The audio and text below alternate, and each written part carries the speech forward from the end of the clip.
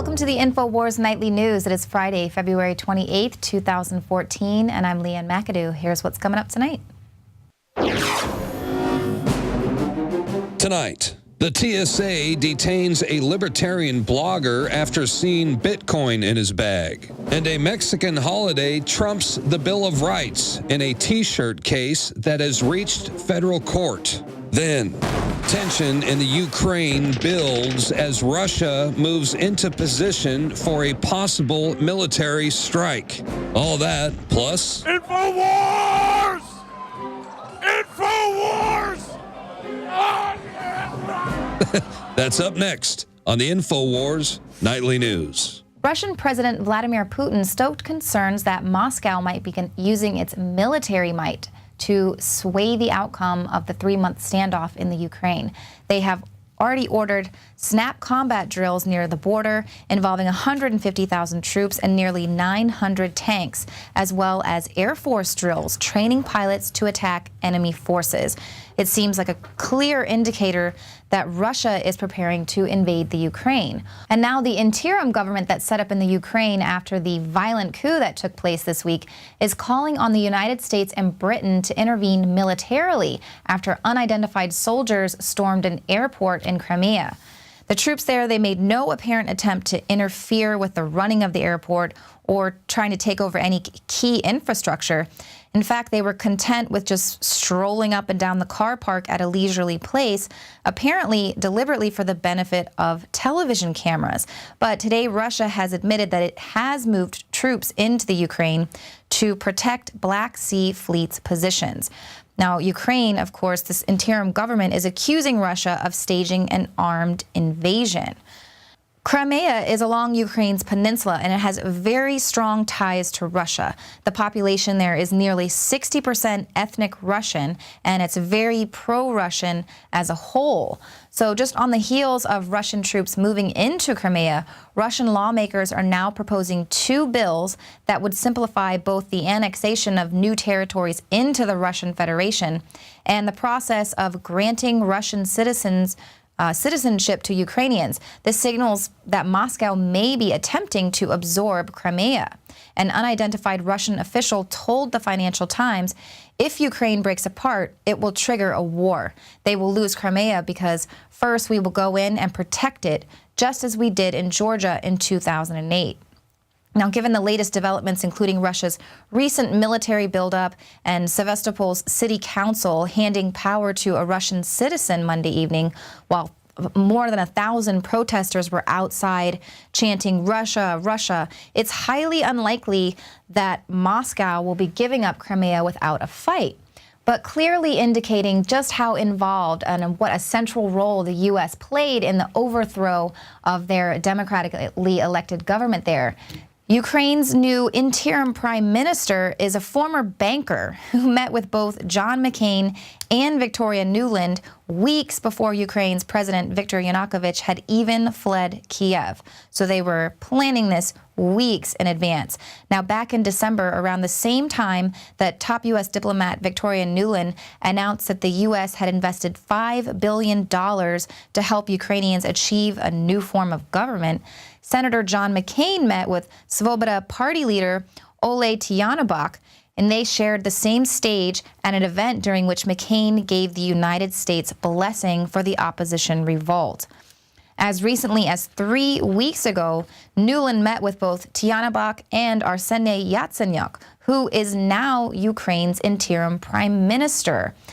And in a leaked phone conversation that we played on Infowars.com, again, Nuland was caught red-handed scheming to install Yatsenyuk in the government before President Viktor Yanukovych had even fled Kyiv.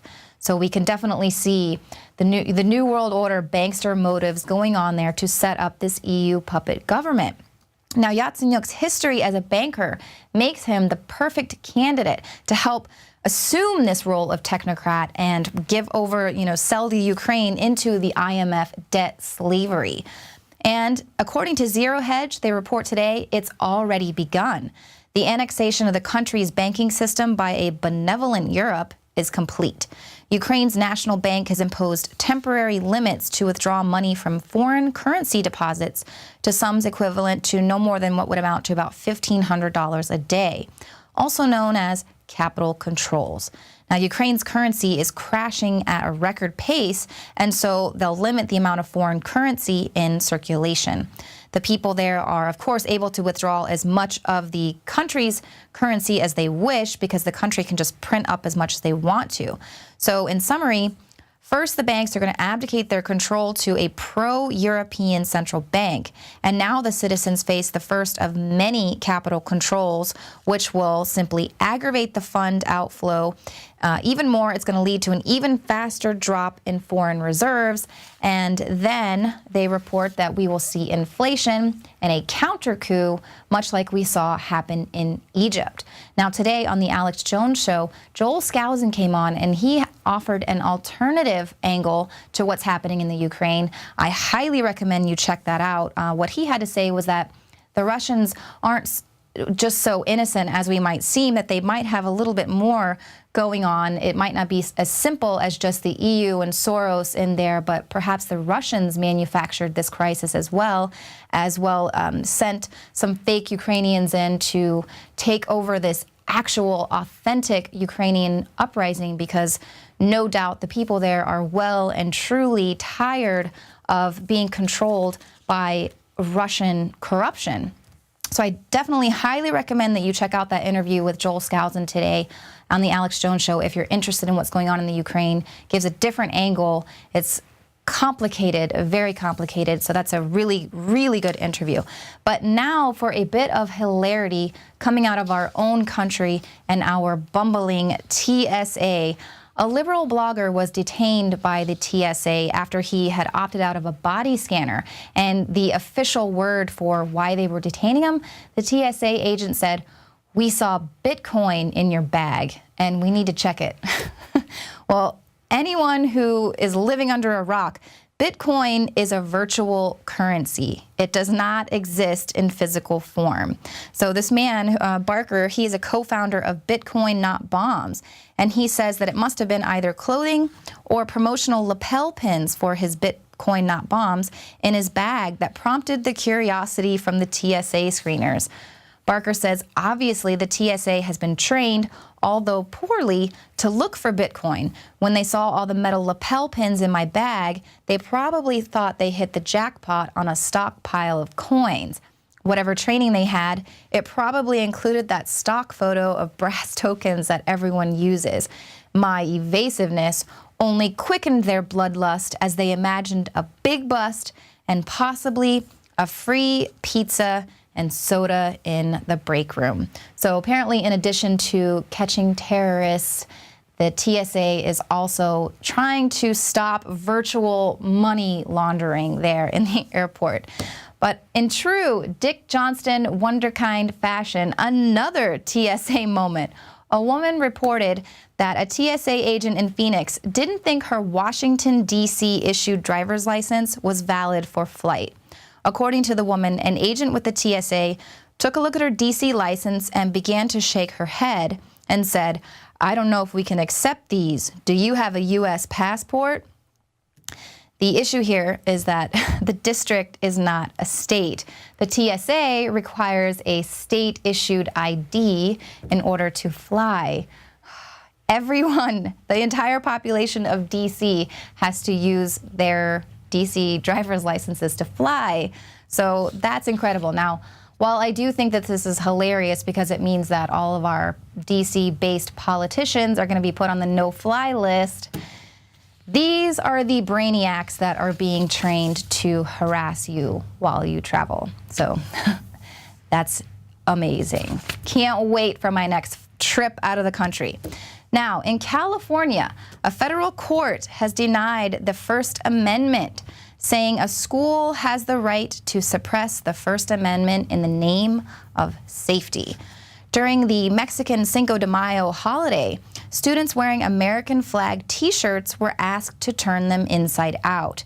They took that case to court, and the court said that fears of racial violence by students outraged over the American flag displayed on these T-shirts outweighed the right guaranteed by the Constitution.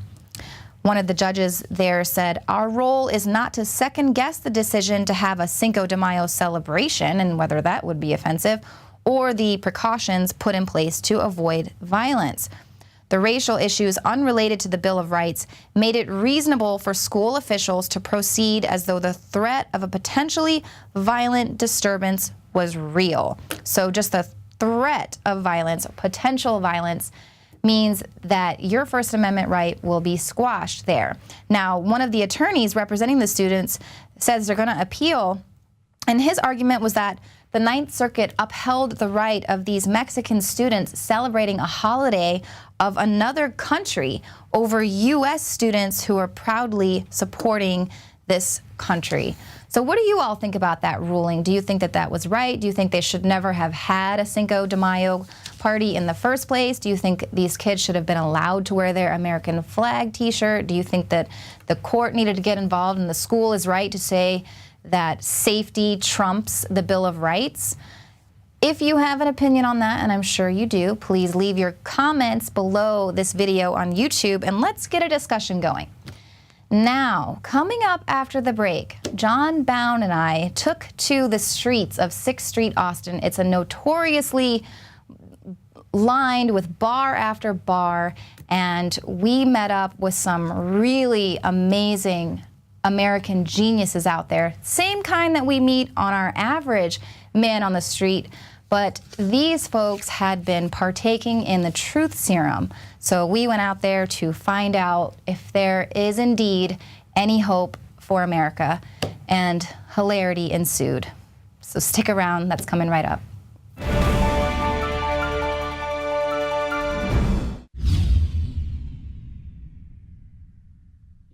My friends, Alex Jones here to tell you about some of the most important information concerning you and your family's health. Radiation levels have more than doubled in the last 60 years in the Northern Hemisphere from all of the nuclear testing and radiological accidents. Radioactive contamination is now in most of the food supply. There's only 2 ways to avoid this. Move south of the equator or properly protect your thyroid with nascent iodine. Looking to protect my family, I've done deep research. Nascent iodine is the purest, cleanest, absolute best form of iodine to protect yourself and your family. It's made right here in the USA, completely non-GMO. I searched out the best quality and now have developed a double-strength form of nascent iodine, exclusively available at InfoWarsLife.com. Nascent iodine is on record as one of the only safe ways to detox from fluoride poisoning. Survival Shield Nascent Iodine. Secure your super high-quality nascent iodine today at InfoWarsLife.com. That's InfoWarsLife.com.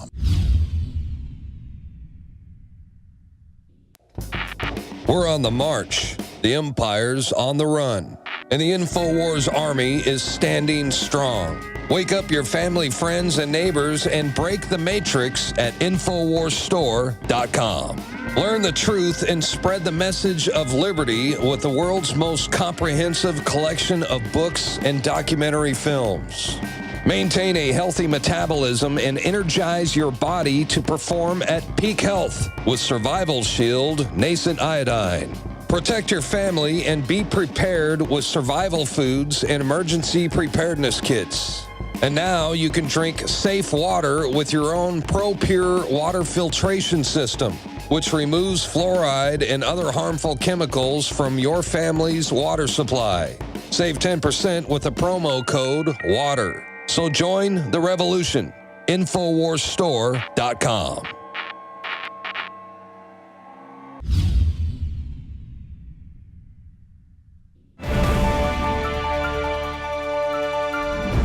Special assignment, ladies and gentlemen. Looking for the true patriots. Is the knowledge still alive and well in the party scene on 6th Street in Austin, Texas? Can you name all 7 continents of the earth? Of the earth. So there's Asia, Africa, South America, North America, Europe, Antarctica, no, wait. Oh, yeah. Is Australia? No, Australia's not a continent, is it? Asia, America, South America, Africa, yeah. China? Japan, Hong Kong, Canada, Africa. 3 of the Bill of Rights. That would be, man, you are picking a hard night for me. Can you name the vice president? Dick Cheney? John Boner. Was John Adams allergic to the peanuts on Air Force One? Yes. Yes. He was. I think that's how he died. Really? Yeah, the peanuts. That's tragic. It is. So Somebody should have been on board making sure, eating the peanuts before he did. Leanne McAdoo. Hot. Everybody knows that. You remember when the Germans bombed Pearl Harbor? 1941. the journey to find some red-blooded Americans continues. When we fought Hitler, what war was that? World War II. Thank you very much. You're a true patriot. Of course I am. I'm an American. Are you? John Adams, was he allergic to the peanuts on Air Force One? No. No? No. You finished, but no, that's not my understanding of how he died. Well, we've had some very interesting responses out here mingling with the drunk and brainless, but the jury is still out on whether or not there is any hope for humanity. Now, if you've got some questions that you'd like us to ask these fine folks the next time we're out here, leave your suggestions in the comments below. Infowars! Infowars!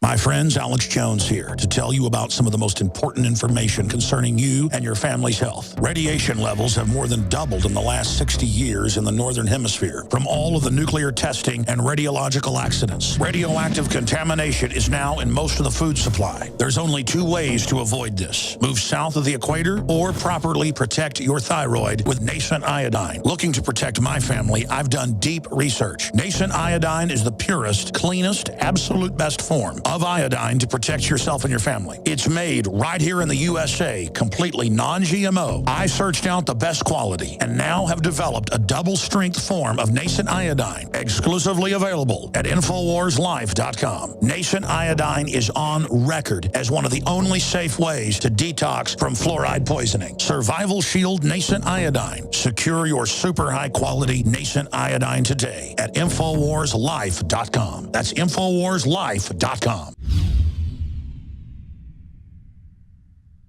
Introducing Pro One. All of your filtration in one system, portable, on the go. No more do you have 2 or 3 filters to just reduce sodium fluoride. You have a system that cuts out the sodium fluoride and up to 95% of hydrofluorosilicic acid. Advanced manufacturing technology combines silver-impregnated white ceramic with new Aquamedics advanced media for removal of fluoride and other heavy metals, all in one filter element. It is the only one that does it, and out of the gates, we have it discounted at 10% off with promo code WATER. This is the only system that in one unit helps reduce or remove pesticides, herbicides, chloramines, ammonia, and chlorine, hydrofluorosilicic acid, the most common form of fluoride not covered by other fluoride filter brands, and sodium hexafluorosilicate. Get your Pro Pure with the new Pro One filter today at InfoWarsStore.com or by calling 888-253-3139.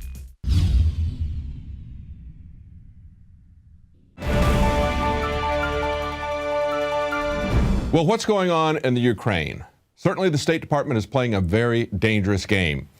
We had Victoria Nuland place a call on an unsecured line to the Ukrainian ambassador in the midst of all this unrest and made very, very provocative statements. As Dr. Pachinik said, it was just out there to taunt the Russians, to taunt the Europeans. We also see bankers who are now moving in for the kill, offering $35 billion to the Ukraine country, trying to get them on the hook. But do the Ukrainian people really understand that? Do the American people understand what's going on with the Federal Reserve? Do most of the Americans really understand how the bankers are controlling this country? Well, there is one organization I wanted to talk to, and that was the Ukraine Gun Owners Association. because on their site, in English, they do understand that the crux of the issue is whether or not people are going to be allowed to have firearms. That's how you tell if you've got a dictatorship or a representative government that trusts the people. So that's how you tell the difference. And that applies in America, it applies in the Ukraine.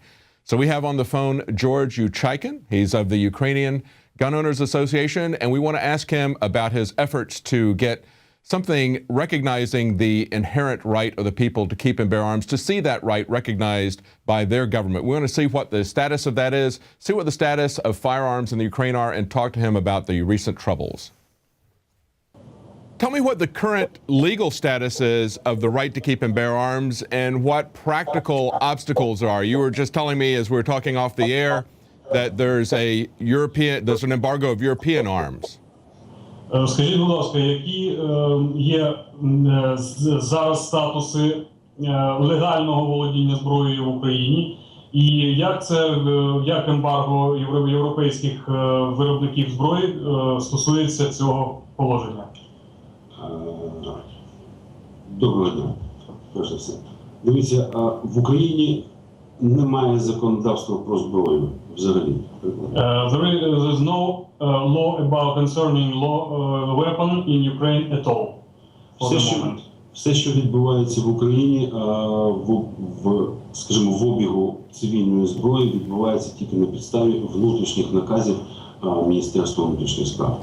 All the having weapon in the Ukraine, there is only concerning internal affairs and internal laws which we have in Ukraine in local situations. Відповідно, в будь-який момент Міністерство внутрішніх справ може змінити правила гри. Тобто ніхто їм не може цього заборонити. Сьогодні ми можемо прокинутись і дізнатися про те, що магазини в наших гвинтівках мають бути максимальною ємністю 10 набоїв. Anytime we can wait for the changes from the Ministry of Internal Affairs concerning this law. So one day we can wake up and know that the magazines in our rifles will have only 3 rounds or 5 rounds at all. Okay, so let me ask you a question. When you say that there is no law, are you saying that there's no law that protects your right to keep arms, or are you saying there's no law that prohibits anything? Are you allowed to keep arms now under the current law? Ви кажете, що в Україні не існує закону, який дозволяє захищати себе зброєю, або ви кажете, що в Україні немає закону про володіння зброєю?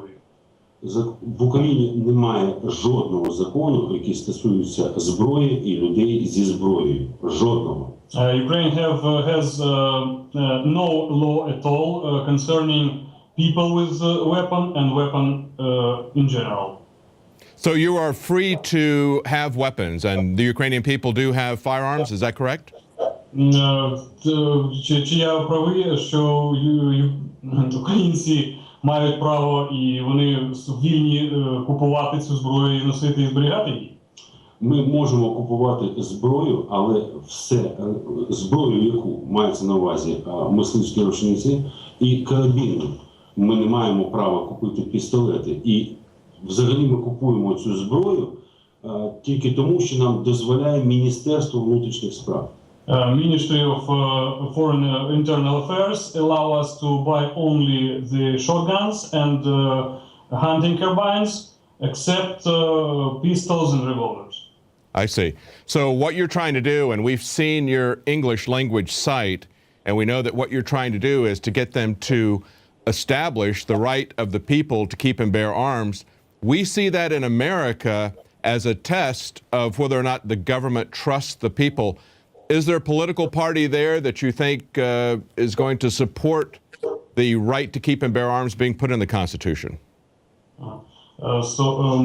Як це виглядає з нашого боку, як англомовні наші партнери можуть допомогти нам в цій ситуації? Так, чи є в нас якась політична сила, яка може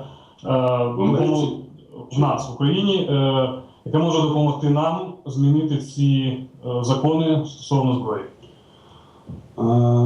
Наразі є тільки одна політична сила, яка відверто, відкрито підтримала наші зброярські ініціативи. Now we have only one political force which supports our weaponry initiative and law. Це партія Свобода. This is Party of Freedom. Усі інші зайняли таку очікувану позицію, яка зараз буде більш хиткою, бо перед нашими очима є ті люди, є ті жахливі кадри відеозйомки, які були розстріляні прямо в центрі Європи, в Україні, в Києві. Other forces have their waiting position, which is very unstable in the this time when people were shot directly in the center of the capital of Ukraine, in the center of Europe. Ми розуміємо, що якщо ми цього разу не будемо вимагати по-справжньому надати нам те право, яке в нас незаконно хтось забрав, ми не зможемо це зробити ніколи. І така ситуація обов'язково може повторитися. So till we will wait for the moment which we will ask for somebody to change these laws concerning the weapon. If we will not do these changes, nobody will do these changes at all. Українці заплатили за своє право володіти зброєю річками крові. Ukrainians have paid for the right of for the earning weapon with the rivers of their own blood. Let me ask you about the conflict there. When we saw video pictures, most of what we saw were people fighting in the streets with improvised weapons, hand to hand with clubs and shields. There were reports of sniper fire. What's your take on the use of firearms? Was there very much use of firearms on your side, or on the other side? Did the protesters, did they have firearms? Ми бачили людей, які б'ються імпровізованою зброєю з булавами і щитами, і ми бачили застосування снайперської зброї з однієї сторони. Як ви можете прокоментувати цю ситуацію? З якої сторони? Мабуть, з сторони влади, наскільки я зрозумів. Дивіться, незважаючи на те, що в Україні на руках українців на легальних підставах знаходиться достатня кількість зброї, ми все ж таки розраховували, що до такого нахабства, до такого безглуздя і до такої жорстокості не дійде. Ukrainians have quite a lot of weapons by their own, but we didn't accept that it will be the situation will be the same. Situation will go out of the control. So we didn't even expect this situation that police will use firearms against people with improvised these clubs and shields. Let me ask you then, you said that basically the current status of firearms, just to clarify, because I have a little bit of issues with the translations, just to clarify, right now you predominantly just have hunting weapons that you're allowed to have, is that correct? And did you say that you were allowed to have pistols or not allowed to have pistols legally? Скажіть, будь ласка, щоб зробити висновок, тобто ми можемо володіти тільки мисливською зброєю, без ніяких пістолетів, револьверів тощо. В тому є проблема. Українці можуть придбати мисливські карабіни і мисливські рушниці, але вони не можуть носити з собою пістолети і револьвери. А пересування містом з автоматом Калашникова в цивільній версії не є доречним. People can only buy hunting weapon and no pistols and revolvers at all. And movement in the city with the Kalashnikovs, with the civilian version of automat Kalashnikov, it's not useful. Okay. Let me ask you to give us your perspective on why it's important for the people to have the right to keep and bear arms. Give us your plea. Скажіть, будь ласка, які є перспективи для людей, які хочуть володіти такою зброєю?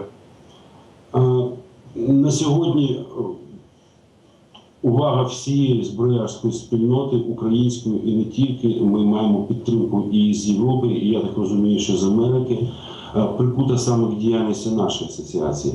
Ми наблизились достатньо близько, не вистачає трохи дотиснути. For now, we're rather close to our law, which will allow us to carry any weapon, with the support of European colleagues and American also. We need just a little push, to a little support to have this problem solved. Ми сподіваємося, що найближчим часом нам вдасться це здолати, але хотілося б, щоб люди за кордоном, які можуть нам хоч трошки допомогти, зробили деякі речі.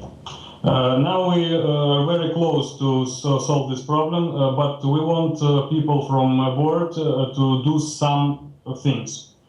Перше, ми хотіли би, щоб ви якимось чином хоча б довели до відома виробників, що імпортери зайняли позицію, яка повністю ігнорує нашу діяльність. Вони не приймають участі, вони не допомагають нам в боротьбі ані словом, ані ділом. First, we want you to inform people that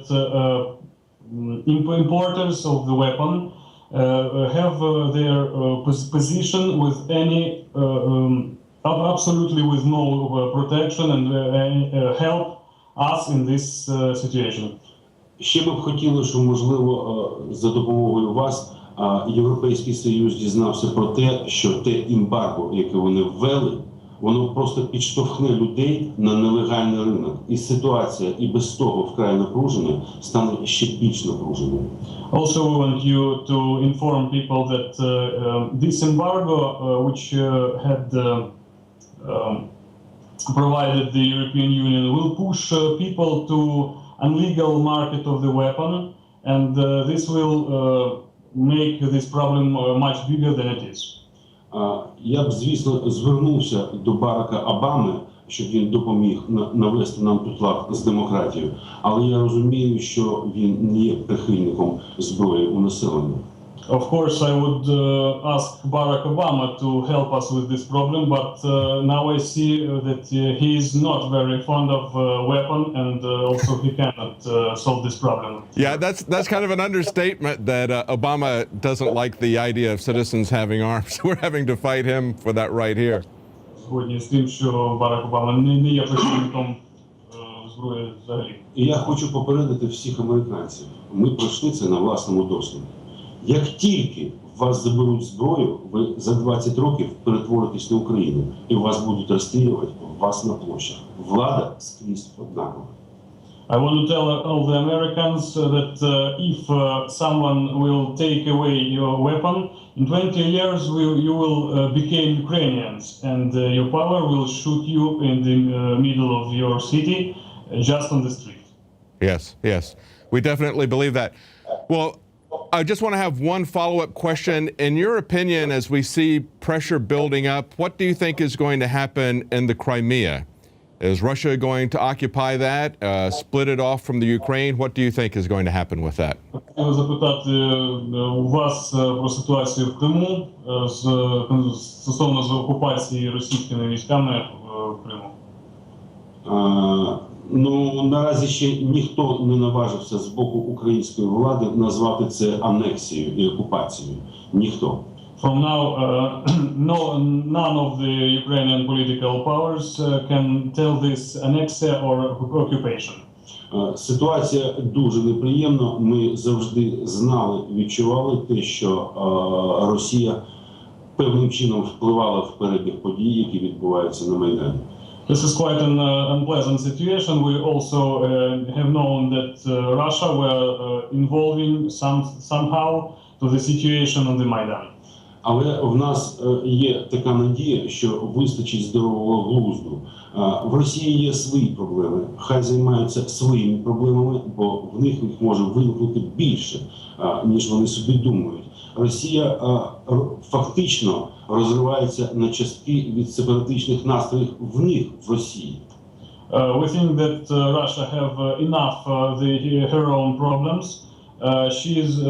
Russia is struggling from the separatical movements inside Russia. So we want Russia to solve their own problems. В них є Сибір, який в тісних стосунках з Китаєм. They have Siberia, which is strictly connected with China. В них є Курильські острови. They have Kurian Islands. В них є Урал, де люди називають себе не росіянами, а уральцями. They have also Ural Mountains, which people of this area call them not Russians, but Uralian peoples. І врешті-решт в них є свій Кавказ. Хай займаються своїми проблемами. Russia has a number of their own problems, the separatical things, and they also have Ural, Kavkaz, or Siberia, Kurian Islands. So it's enough problems to solve directly in Russia without taking part in Ukrainian events. Yes, we feel that way about our government as well. We feel like they have enough problems here domestically that they don't need to get involved in every conflict around the world, but they do it anyway. Америка має ту ж саму проблему, що в них є досить багато конфліктних ситуацій всередині країни, але тим не менш уряд приймає участь у конфліктах десь за межами. Сподіваюся, я не повинен це коментувати. I hope I don't need to comment this. Yes. Well, let me ask you what you would like to say to the American people in closing about the Ukrainian revolution. Дозвольте мені запитати у вас, що ви можете сказати американським людям стосовно нашої революції. Так, нашої революції, ситуації в цілому. Ви знаєте, ми фактично сьогодні спостерігаємо, як вмирає те, що в нас залишилось з Радянського Союзу, та частина ще комуністичної системи.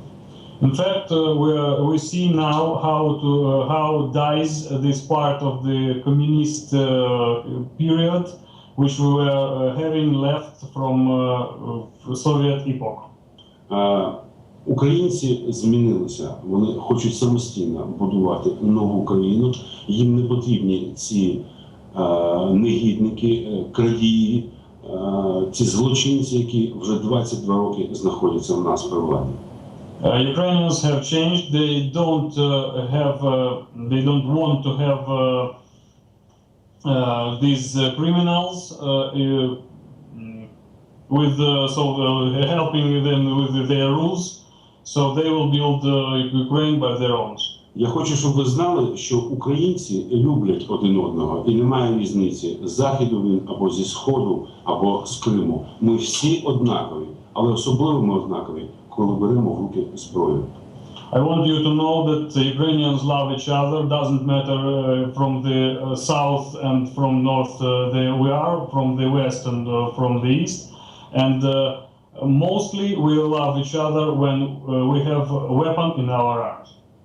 Yes, well, we hope that you can achieve liberty and true independence. And if you've got a government that recognizes your right to protect yourself and keep and bear arms, then you will have a legitimate government. That'll be the test to see whether you've got it. We wish you success in that.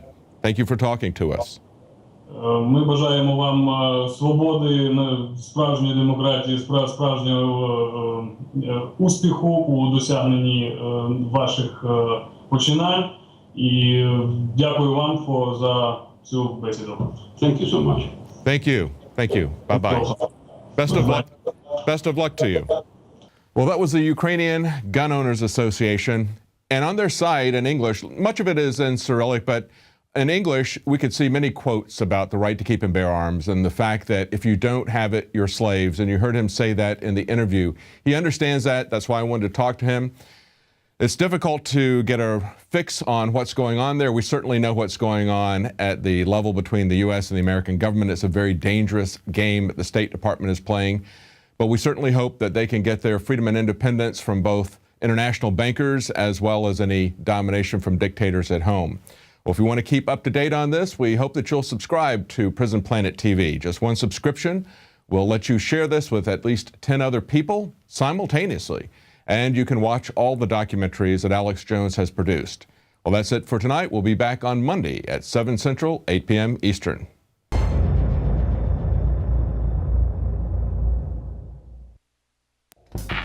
We're on the march. The empire's on the run. And the Infowars army is standing strong. Wake up your family, friends, and neighbors and break the matrix at InfowarsStore.com. Learn the truth and spread the message of liberty with the world's most comprehensive collection of books and documentary films. Maintain a healthy metabolism and energize your body to perform at peak health with Survival Shield Nascent Iodine. Protect your family and be prepared with survival foods and emergency preparedness kits. And now you can drink safe water with your own ProPure water filtration system, which removes fluoride and other harmful chemicals from your family's water supply. Save 10% with the promo code WATER. So join the revolution. InfowarsStore.com. You are watching the Infowars Nightly News, which airs 7 p.m. Central at InfowarsNews.com. Members can share their passcodes with up to 11 other people, and your support is helping us defend liberty worldwide.